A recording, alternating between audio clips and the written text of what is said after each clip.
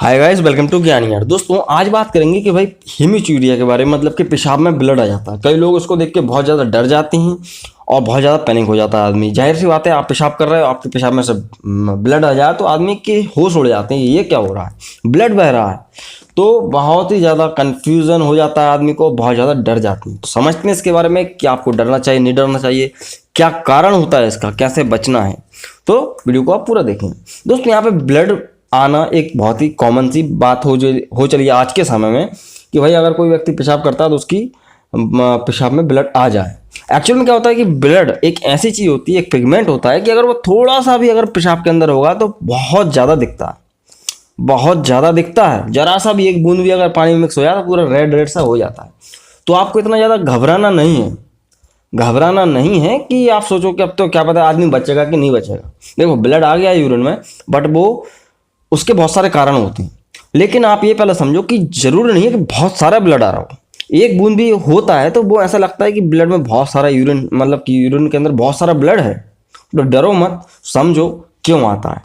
तो हमारा जो यूरिनरी ट्रैक्ट सिस्टम होता है, मतलब कि जिसके अंदर किडनी भी आती हैं, यूरेटर्स भी आते हैं, यूरिनरी ब्लैडर आता है, पेशाब की थैली आती है, उसके अलावा यूरेथ्रा भी आता है जहाँ से पेशाब निकलता है, उसके अलावा प्रोस्टेट ग्लैंड भी आती है। सब कुछ हमारा पेशाब बोलना चाहिए, पेशाब तंत्र या उत्सर्जन तंत्र, उत्सर्जन तंत्र यूरिनरी सिस्टम कहलाता है। दोस्तों के कारण क्या हो सकते हैं, जैसा कि मैंने आपको बताया कि भाई यूरिनरी सिस्टम होता है, उसके अंदर किडनी, यूरेटर, यूरिनरी ब्लैडर ये सब होते हैं।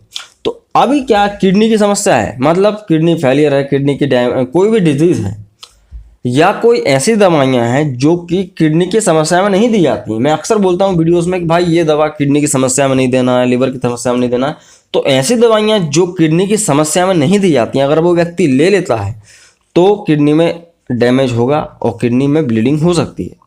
या कई बार किडनी के अंदर स्टोन हो जाती है। स्टोन होती नॉर्मली, आदमी को दर्द होता है, ठीक है, कोई बात नहीं, लेकिन स्टोन अगर नुकीली हो गई, नुकीली है इत्तेफाक से, और वो कहीं इधर उधर सरक जाती है। किडनी बहुत ही सॉफ्ट होती है, बहुत ज़्यादा मांस, एक ऐसा मांस होता है बहुत ही सॉफ्ट होता है। वो किडनी एक बोलना चाहिए कि नुकीली है, वो स्टोन नुकीला है, तो क्या होगा, इधर उधर सरकेगा तो जाहिर सी बात है इंजरी करते चला जाएगा।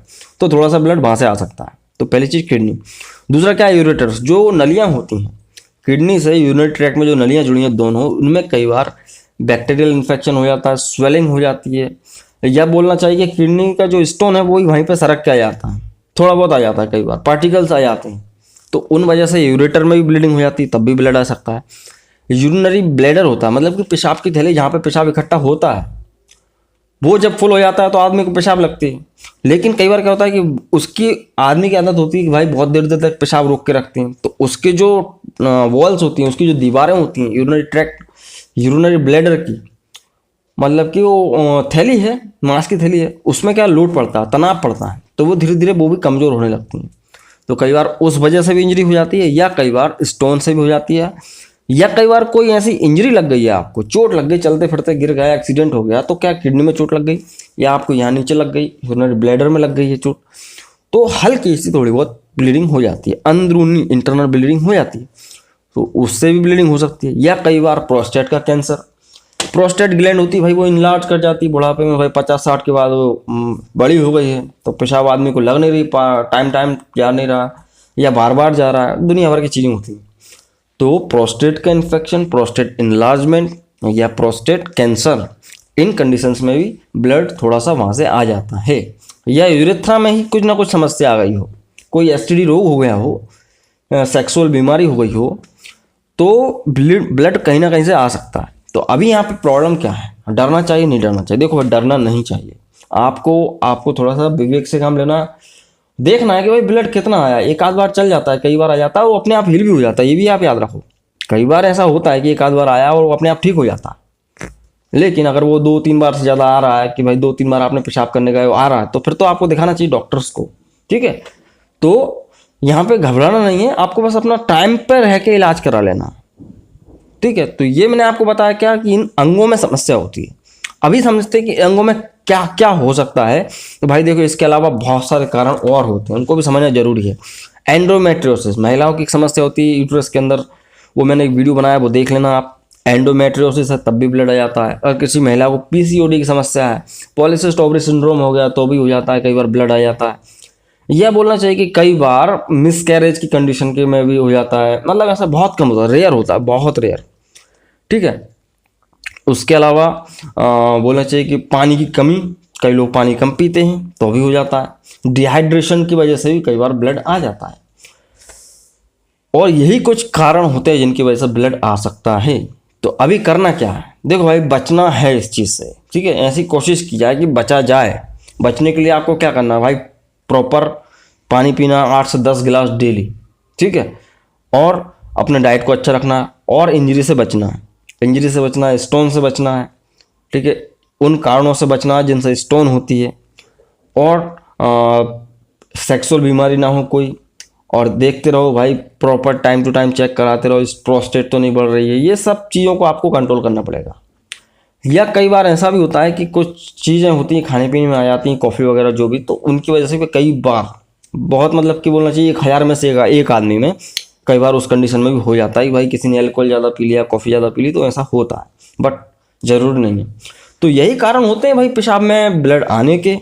अब इसको आप देख के डर जाओ और इधर उधर घूमते रहो, झाड़ा फूकी मत फंसना कभी भी। कई बार जो अनएजुकेटेड लोग होते हैं वो झाड़ा फूकी में फंस जाते हैं, तो उसमें नहीं फंसना है आपको। हमेशा टाइम रहते डॉक्टर के पास जाना। अभी यहाँ पे मेडिकल स्टूडेंट मेरी वीडियो देखते हैं, पूछेंगे भाई कि क्या ट्रीटमेंट दिया जा सकता है इस कंडीशन में। तो देखो भाई, ट्रीटमेंट यही है कि अगर किसी को ब्लड आ रहा है तो उसमें सबसे पहले एंटी बोलना चाहिए कि हीमोस्टेटिक एजेंट देना। हीमोस्टेटिक एजेंट क्या हो सकता है भाई, देखो एटामसालिट दे सकते हैं आप, टर्नक्सिमिक एसिड की टैबलेट दे सकते हैं। टर्नक्सिमिक एसिड की टैबलेट को आप 500 मिलीग्राम का सुबह दोपहर शाम 3 बार दे सकते हैं। 2 दिन देंगे, ब्लीडिंग बंद हो जाएगी। ठीक है, लेकिन अब यहाँ बात आती है कि भाई उसका जो इन्फेक्शन हो गया अंदर आप देख नहीं सकते, तो वो इन्फेक्शन को दूर करना जरूरी है। यहाँ पे मैं एक चीज़ मिस कर गया दोस्तों कि डायग्नोसिस, कई लोग कंफ्यूज हो जाते हैं, डायग्नोसिस नहीं बताया मैंने। तो डायग्नोसिस में यही है कि दोस्तों एक्सरे कराया जा सकता है, या माइक्रोस्कोपिक यूरिन जांच, मतलब कि यूरिन की ही जांच की जाती है बेसिकली, उसमें दिख जाता है आरबीसी के सेल्स वगैरह तो नहीं है। या अल्ट्रासाउंड, यूएसजी सबसे बेस्ट होता है, और यूरिन माइक्रोस्कोपिक टेस्ट। तो यही जांचें होती है, इससे पता चल जाता है भाई कि कहाँ पे क्या इंजरी है। तो उस हिसाब से आपको एंटीबायोटिक चलाए जा सकते हैं कुछ। ठीक है, एजिथ्रोमाइसिन वगैरह जो भी चलेंगे। और इसके अलावा कोई मल्टीविटामिन, विटामिन सी का टैबलेट और विटामिन बी कॉम्प्लेक्स भी चलाया जा सकता है जल्दी हील होने के लिए। और तो और कोई भी दर्द की दवा, पैरासीटामोल, एसिक्लोफेनेक, डाइक्लोफेनेक, ये दिए जा सकते हैं। ज़्यादा दर्द हो रहा है तो ट्रामाडोल भी दिया जा सकता है। तो इस तरह से इसको पूरा मैनेज किया जाता है, ट्रीटमेंट किया जाता है। तो ये होता है दोस्तों ब्लड इन यूरिन, हीमोचूरिया, पेशाब में ब्लड आना, कारण, लक्षण और इसका इलाज। वीडियो अच्छा लगा है तो प्लीज़ से लाइक करें, हमें मोटिवेशन मिलता है। अगर आप हमारे चैनल पर नए हैं तो प्लीज़ चैनल को सब्सक्राइब कर सकते हैं ऐसे ही वीडियो और देखने के लिए। तो मैं मिलता हूँ अगले वीडियो में दोस्तों। जय हिंद, वंदे।